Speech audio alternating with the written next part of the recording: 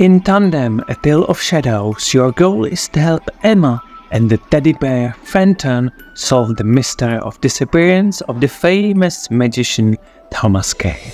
The game is a puzzle to its core that combines top-down view when you play Emma and side-scroller when you switch to the teddy bear. And this synergy is the game's main feature from the very first level to the last, which is room number 45. Yes, the game is divided into levels in 5 worlds, with even 5 bosses to take on. Wait, bosses? In a puzzle game? Yes, actually, as this game is inspired with Victorian Age and Alice in Wonderland-like. It gets creepy and deadly, so both of your characters can be killed, and believe me, will get killed multiple times in some levels. So this game is not only about the brain, but also about how well you control your characters, especially Emma, as she is in the physical world only and is often chased by creatures, while Teddy Bear helps her from the shadows. Little shadows, that is another key aspect of the game, as Fenton the teddy bear can move through the levels only by platforms and switching to shadows mode, casted by Emma in the top-down world with her lantern. It might sound like a 2-player game, but this is a single-player experience where you can switch between the 2 characters at any time, but can control only one at a time. The goal of each level is to get crystal in order to progress in another level. And each level offers also optional secrets with a short narrator commentary somehow revealing the more of the story. Otherwise the game doesn't talk during puzzles, only during story cutscenes between worlds. But it is accompanied with nice calming music that fits atmosphere well. This is quite a unique game for sure, but is it in a good way? Let's go to the hard part now and answer the question, should you play it? A perfect game for a Halloween theme, as it was initially released 2 years ago and it's already free to claim and play forever on Epic Games Store, together with Evil Within.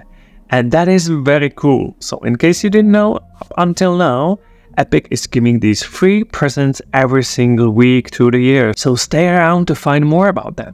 So is it good?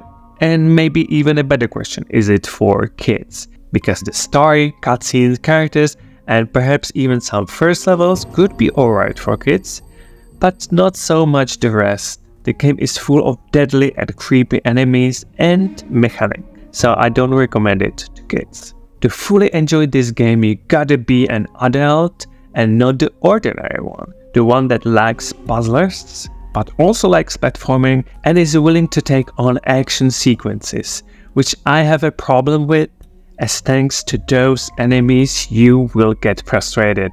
They will hunt you down and your super slow character that can get stuck into things will make your life in the game miserable. Quite a few times I got stuck even with my characters unable to progress, so had to restart the level. And what's absolutely the worst is automatic restart of the level once Emma dies, especially when you get further. This makes some levels real nightmare. So while this game is not long, only about 5 hours, and with interesting casting shadow mechanics, as well as the bosses that makes the game fresh and you want to see more of them, so you have a motivation to go further.